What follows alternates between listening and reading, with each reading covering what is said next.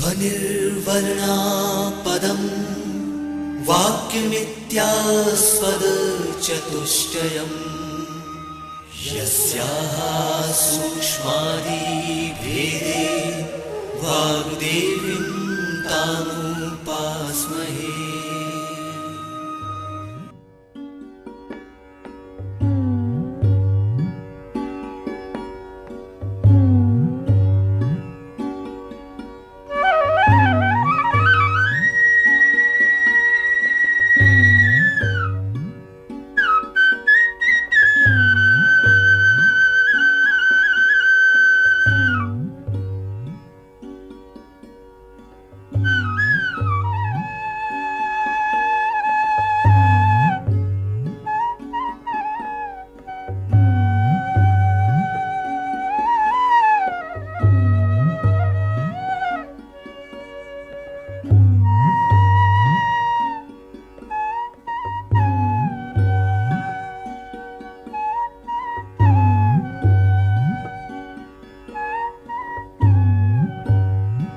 मध्य प्रदेश भोज मुक्त विश्वविद्यालय का इलेक्ट्रॉनिक माध्यम निर्माण और शोध केंद्र EMPRC प्रस्तुत करता है ध्वनि व्याख्यान श्रृंखला विज्ञान और संस्कृति।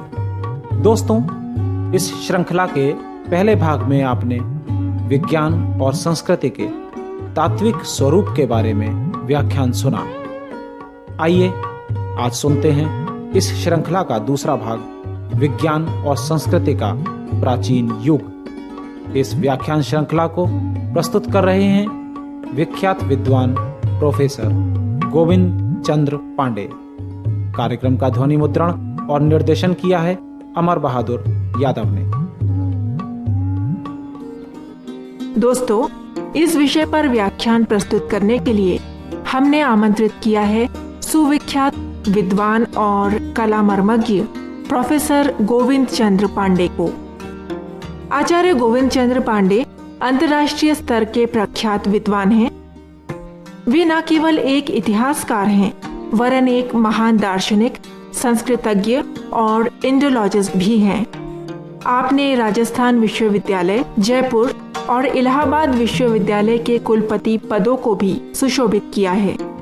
इसके अलावा आपने भारतीय उच्च शिक्षा संस्थान शिमला के अध्यक्ष, इलाहाबाद संग्रहालय संस्था के सभापति और केंद्रीय तिब्बतीय उच्च शिक्षण संस्थान के सभापति पदों को भी सुशोभित किया है।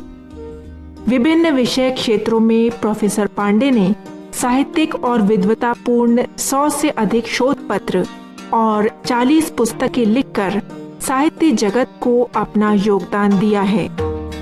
आपको संस्कृत साहित्य का प्रतिष्ठित सरस्वती सम्मान से भी अलंकृत किया जा चुका है। इसके अलावा आपको प्रतिष्ठित शंकर सम्मान से भी सम्मानित किया जा चुका है।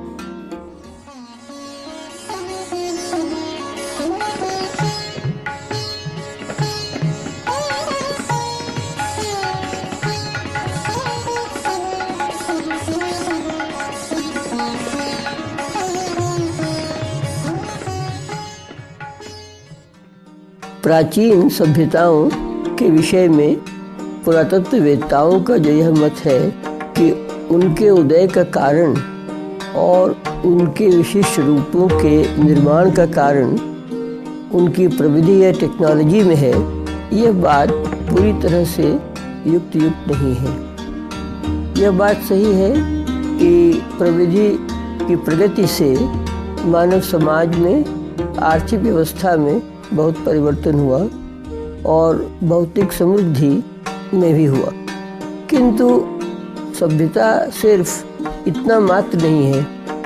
उसका भौतिक पक्ष उसका एक पक्ष है, जो कि प्राचीन सभ्यताओं में बहुत कुछ समान था। वास्तव में जिस बात से वे सभ्यताएं अलग अलग होती हैं वह उनकी संस्कृति है। इसलिए पहले संस्कृति और सभ्यता, इन दो बातों का पृथक्करण आवश्यक है। वस्तुतः जो विभिन्न सभ्यताएं हैं, जैसे मिस्र की या मेसोपोटामिया की या सिंधु सरस्वती घाटी की या चीन की, इनकी प्राचीन सभ्यताओं में एक स्पष्ट अंतर है। यह अंतर उनकी संस्कृति के कारण अधिक है, उनके भौतिक पक्ष के कारण कम।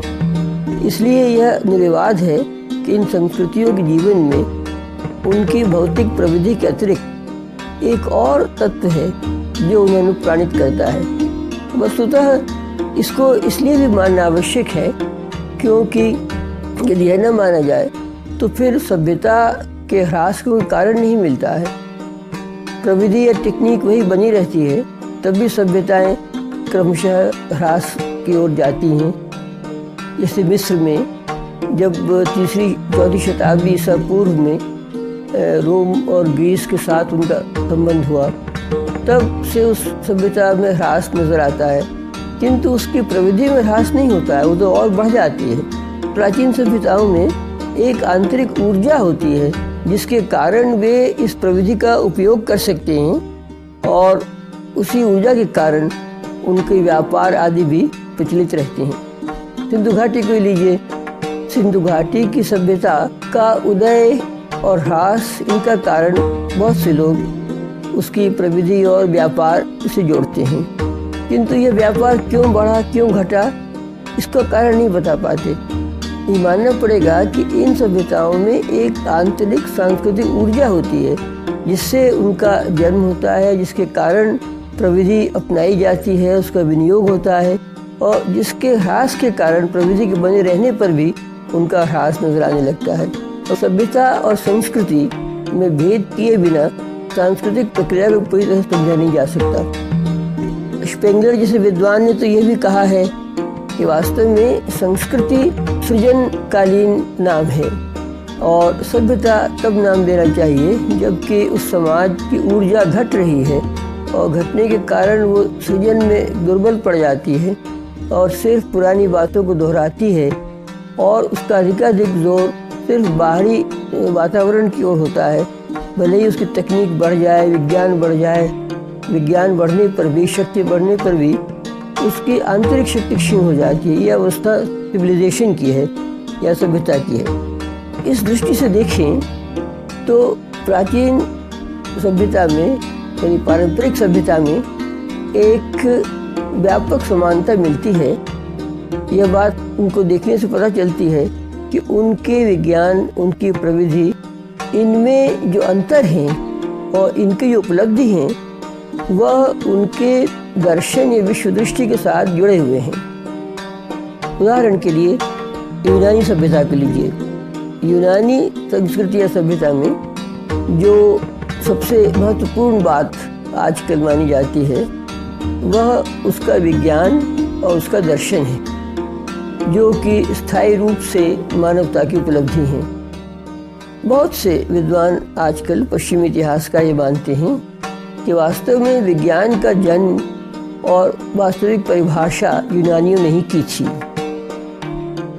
और सभ्यताओं में जैसे मिस्र में, मेसोपोटामिया में या भारतवर्ष में उनकी दृष्टि से भले ही बहुत सी प्रविधि का आविष्कार हुआ हो और बहुत से विज्ञान के ऐसे परिणामों को उन्होंने पता लगाया हो जिनसे कि जो कि विज्ञान की स्थायी उपलब्धि हैं, इसके बावजूद उन सभ्यताओं का विज्ञान वास्तव में विज्ञान के सैद्धांतिक पक्ष को उजागर नहीं कर पाता है। उदाहरण के लिए प्राचीन मिस्र में यह बात सुविदित थी कि एक समकोण त्रिभुज में हाइपोटेन्यूज और बाकी दोनों भुजाओं में एक निश्चित संबंध होता है।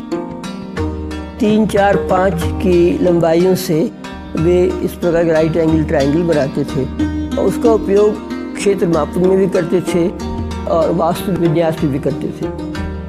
किंतु ये जिसको कि बाद में पाइथागोरियन थ्योरम कहा जाता है, इस प्रमेय का ठीक व्युत्पत्ति क्या है इसका वहाँ कहीं पता नहीं चलता। यानी सारा विज्ञान जो कि बेबीलोनियंस ने या मिस्र के वासियों ने जिसका सृजन किया था उसमें उपलब्ध तथ्य महत्वपूर्ण हैं, किंतु ये एक एम्पिरिकल स्तर के हैं, यानी ये व्यवहार में उपयोगी हैं, किंतु इनके पीछे क्या सिद्धांत हैं और कैसे इनकी उत्पत्ति होगी इसका उन्होंने न प्रयत्न किया न उनको ज्ञान था। ये धारणा आजकल के पश्चिमी इतिहासकारों के प्राय मिलती है। उनकी दृष्टि से पहले प्राचीन यूनानियों ने ही विज्ञान को एक तार्किक रूप दिया। यूनानियों के विज्ञान का जो आदर्श रूप था वह ज्यामिति या रेखा गणित था। ज्यामिति को उन्होंने सिर्फ एम्पिरिकली देखे गए प्रमेयों के रूप में नहीं लिया, बल्कि तर्क से उपपाद्य प्रमेयों के रूप में लिया। तो जिस पद्धति का अनुसरण यूनानियों ने किया ज्यामिति में, उसको एक्सियोमैटिक मेथड कहते हैं, यानी ऐसी निगमनात्मक पद्धति जिसमें कि स्वतः सिद्ध प्रमेयों से, स्वतः सिद्ध मान्यताओं से, निगमनात्मक तर्क से बाकी प्रमेय सिद्ध किए जाते हैं। सारे विज्ञान का आदर्श इस प्रकार का स्वतः सिद्ध सिद्धांतों से तार्किक निगमन है। ये बात एक्सियोमैटिक मेथड जिसको नाम दिया जाता है, यही विज्ञान का वास्तविक आधार है। ऐसा मानते हुए कहना पड़ेगा कि यूनानियों ने ही विज्ञान की प्रतिष्ठापना की थी। ये बात सही है कि बहुत से प्रमेय जो यूनानियों ने प्रतिपादित किए वो पहले से पता थे, किंतु उनके प्रूफ या उत्पत्तियाँ पता थी, इसका प्रमाण नहीं मिलता है। और उत्पत्ति प्राप्त करने का जो ये तरीका है, इसका भी कहीं पता नहीं चलता है। यूक्लिड की जो एलिमेंट्स हैं, जो कि 300 BC के करीब लिखे गए थे, उसमें पुरानी जितनी भी ज्यामितिकार थे यूनान के, उन सब के ही उपलब्धियों का संग्रह किया गया है। जैसे कि यूडोक्सस या थियोटिटस, जो कि बहुत बड़े ज्यामितिकार थे, उनके सिद्धांत यूक्लिड ने संग्रह किए हैं। तो यूक्लिड ने सिर्फ रेखागणित पर ही नहीं लिखा है, बल्कि सॉलिड ज्योमेट्री पर, रोटेशंस और सॉलिड्स पर, ऑप्टिक्स पर और पर्सपेक्टिव पर भी लिखा हुआ है। वे सारे क्षेत्र जिनमें रेखागणित का उपयोग हो सकता है, वे इन एलिमेंट्स में सम्मिलित हैं। बल्कि यहाँ तक कि बहुत सी अलजेब्रा की समस्याएं भी जो ज्योमेट्री के सहारे सुलझाई जा सकती हैं, उनका भी यूक्लिड ने उल्लेख किया है, और ये यूनानियों की बड़ी उपलब्धि थी। पीछे इन्हीं सिद्धांतों का प्रयोग करके यूनानियों ने खगोल विद्या में भी बड़ा भारी परिवर्तन किया। खगोल विद्या के सिद्धांतों का, तथ्यों का पता तो पहले से था। बेबीलोनियंस ने तो अपने मंदिर के बुर्जों के ऊपर सदियों तक बैठ के तारों का पर्यवेक्षण किया था, और उन्होंने किस किस ग्रह का एक चक्कर कितने वर्षों में लगता है या कितने महीनों में लगता है, इसका बड़ा अच्छा बारीक अध्ययन किया था। यहाँ तक कि शुक्र तक जैसे ग्रह का जो बहुत देर इसका आवर्तन होता है, उसका उन्होंने पता लगा लिया था। तो तथ्यों में बहुत जानकारी होते हुए भी इन प्राचीन सभ्यताओं में खगोल विद्या को एक व्यवस्थित विद्या के रूप नहीं देखा गया था। यूनानियों ने इन सारे तथ्यों को अपने ज्यामितीय सिद्धांतों के अनुसार एक व्यवस्थित रूप दिया, और बल्कि उसमें उन्होंने ट्रिग्नोमेट्री का भी प्रयोग किया, और जो ग्रहों के चक्करों में बहुत सी बातें अपवादात्मक मिलती हैं, उनको समझाने के लिए एपिसाइकिल की थियरी भी उसमें मिलती है। ये सबसे बड़ा ग्रंथ यूनानियों का टॉलेमी का आल्मजेस था, जिसमें कि 1000 से ऊपर तारों का पूरा विवरण मिलता है। ये दोनों ग्रंथ यूक्लिड के एलिमेंट्स और टॉलेमी का आल्मजेस 1000 वर्ष तक और उससे भी अधिक प्रामाणिक रूप माने गए। अरब सभ्यता में इन ग्रंथों का अनुवाद किया गया, और पीछे संस्कृत में भी अनुवाद हुआ, लेकिन वो बहुत बाद में, सवाई जयसिंह के समय में इन दोनों ग्रंथों का अनुवाद हुआ था, लेकिन वो उत्तर मध्यकालीन घटना है। कहने का मतलब ये है कि यूनानी विज्ञान ने एक अभूतपूर्व उन्नति की थी, और इस उन्नति में न सिर्फ नए तथ्यों की उपलब्धि शामिल है, बल्कि इन तथ्यों को एक व्यवस्थित तार्किक रूप प्रदान करना है। उसमें उपपत्ति या तार्किक उपपत्ति का बहुत महत्वपूर्ण स्थान है, जो कि विज्ञान का तरीका है। यूनानी विज्ञान की इन उपलब्धियों के पीछे और उसके साथ जुड़ा हुआ उनका दर्शन है। दर्शन के 3 मुख्य विषय होते हैं। एक तो विश्व ब्रह्मांड की रचना, दूसरा मनुष्य का स्वभाव, और तीसरा समाज। इन तीनों ही क्षेत्रों में जो यूनानी दर्शन था, वो यूनानी विज्ञान के साथ जुड़ा हुआ है। यानी कि जो विज्ञान की मूल धारणाएं हैं और जो दार्शनिक धारणाएं हैं वे एक ही उद्गम से निकलती हैं और आगे बढ़ती हैं। सबसे बड़े यूनानी दार्शनिक प्लाटोन ने जो एकेडमी स्थापित की थी, उसके द्वार पर लिखा हुआ था कि जो ज्योमेट्री नहीं जानता उसको यहाँ प्रवेश नहीं मिल सकता। अरस्तु ने इस बात को समझाया कि प्रत्येक पिंड ब्रह्मांड में अपने सहज स्थान की ओर जाता है। कोई अगर पत्थर आप फेंके तो पृथ्वी की ओर जाएगा, इसलिए क्योंकि वो पार्थिव है। हर एक पिंड के लिए, हर एक वस्तु के लिए यही नियति है कि वो अपने सही स्थान को प्राप्त करे जो प्रकृति ने उसको दिया हुआ है। सबसे ऊपर तत्व जिस पर आधारित सारा ब्रह्मांड है वह ईश्वर है या देवता है, जो कि स्वयं बिना चले हुए, स्वयं बिना विचलित हुए बाकी सबको चलाता है। क्योंकि सारे और पिंड और ब्रह्मांड में वो निरंतर गतिशील हैं। गति का एक कारण होना चाहिए। जो अंतिम कारण गति का है वही अनमूव्ड मूवर या प्राइम मूवर है, जो बाद में ईश्वर या देवता कहा जाता था।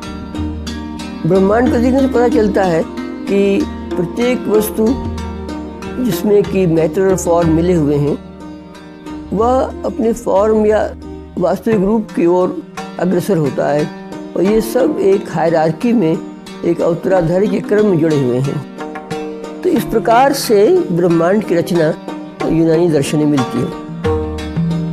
मनुष्य के विषय में ये धारणा थी उनकी कि मनुष्य में एक तो देह का तत्व है जिसको सोमा कहते हैं, दूसरा मन का जिसे साइके कहते हैं, और तीसरा बुद्धि का या तर्क शक्ति का जिसको कि नूस कहते हैं। जो वास्तविक और सारभूत अंश है मनुष्य का वो यह नूस है, जिसके द्वारा मनुष्य सत्य को पहचानता है।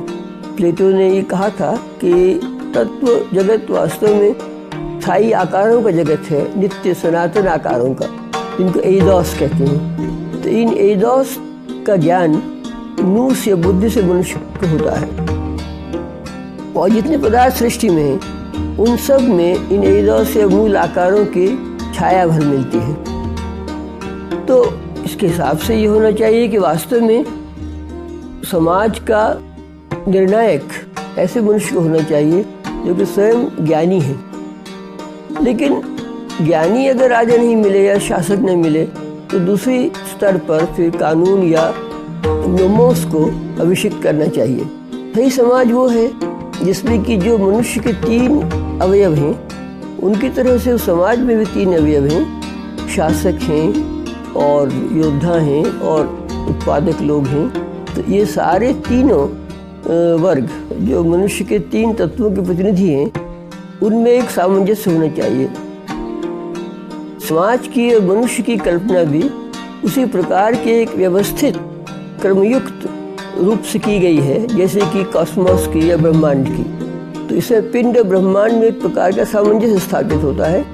किंतु ये बात स्मरणीय है कि यूनानी दर्शन में और उसके साथ साथ यूनानी विज्ञान में एक कमी भी थी, क्योंकि ये अनिवार्य है।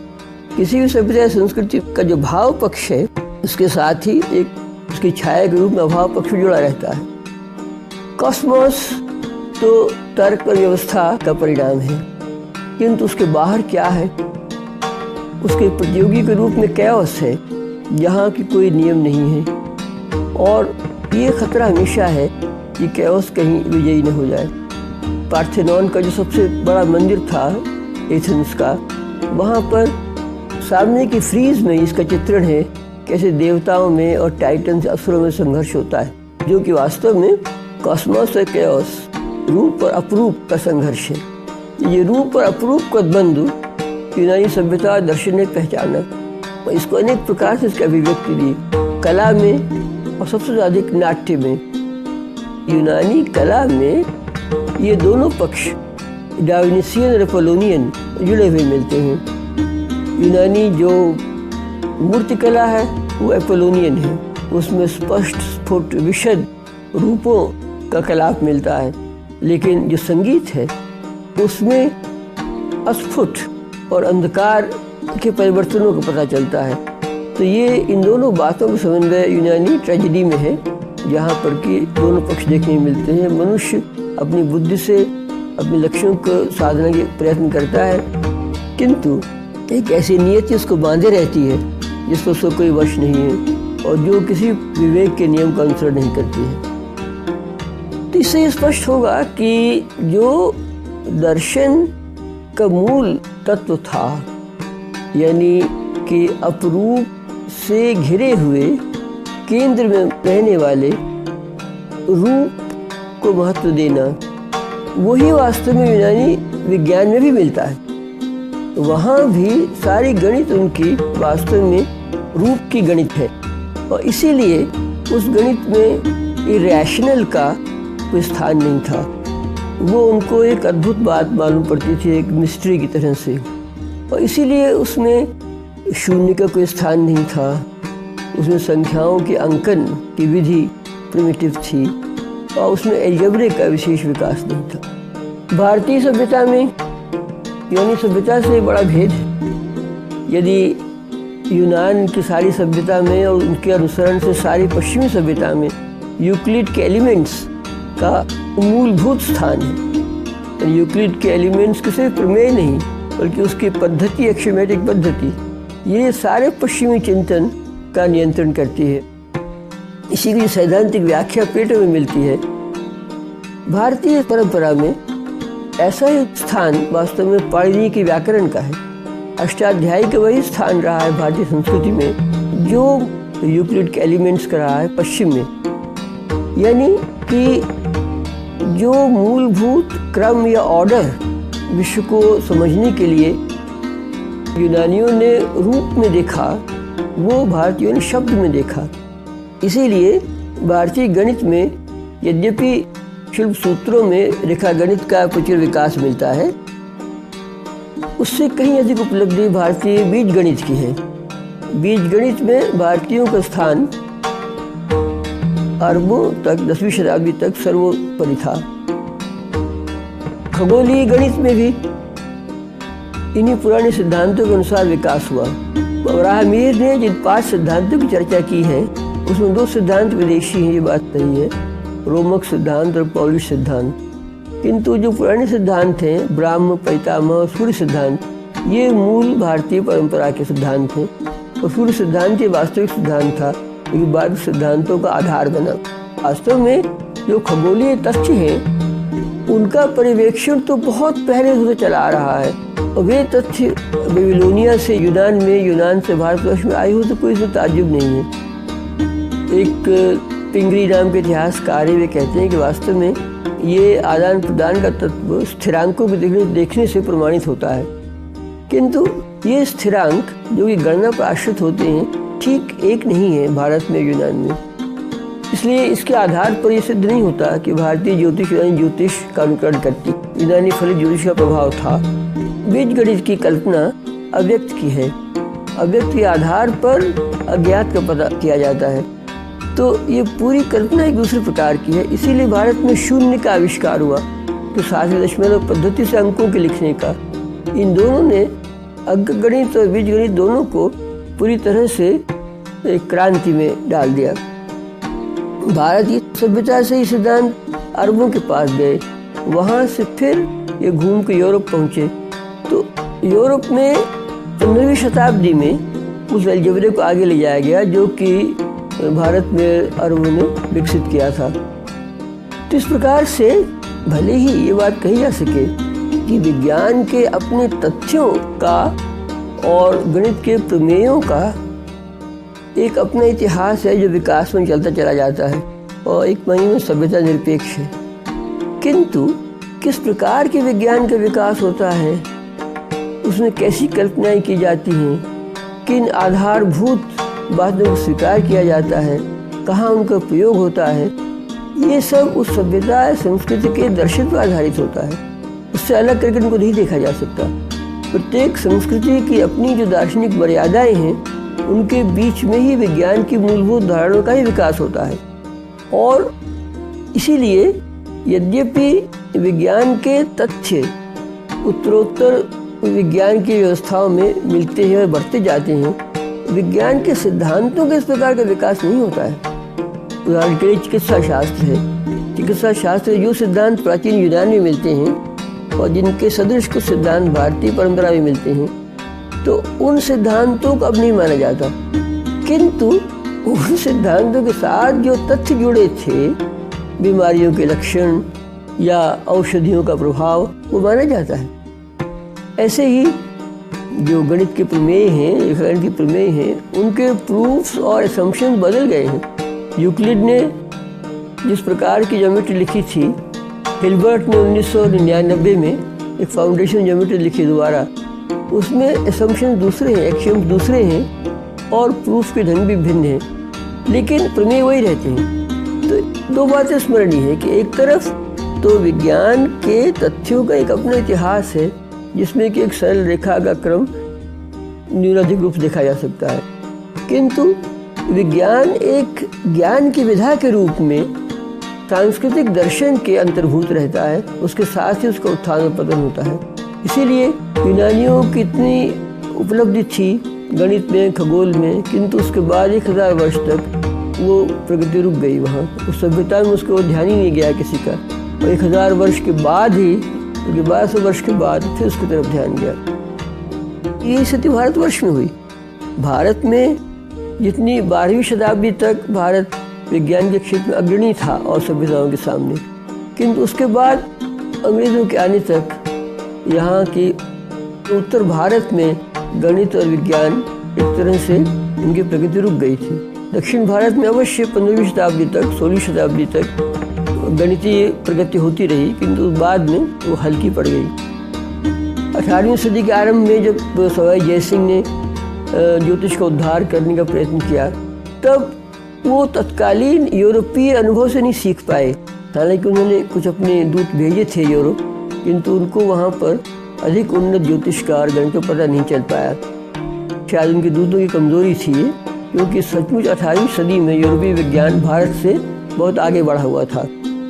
किंतु ये 600 वर्ष तक भारतीय विज्ञान एक उत्तर भारत में कम से कम एक तरह से विलंबित हो गया। तो इसका कारण विज्ञान का अंतर्भूत नहीं है, इसका कारण संस्कृति सभ्यता की परिस्थितियों में परिवर्तन है। आधुनिक काल में किस प्रकार से वह प्रगति जो प्राचीन काल में यूनान में और सभ्यता में हुई थी और बीच विच्छिन्न हो गई थी, प्रस्तुत कैसे फिर से लिया गया, इसका अगले व्याख्यान में बोलूँगा।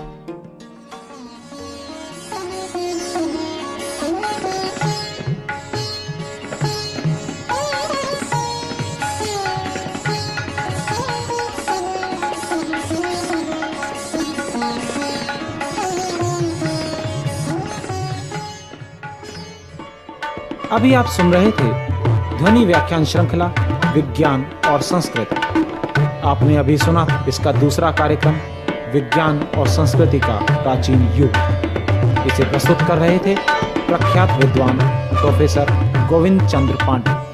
निवेदक थे डॉक्टर कौशल शर्मा और रश्मि बोस।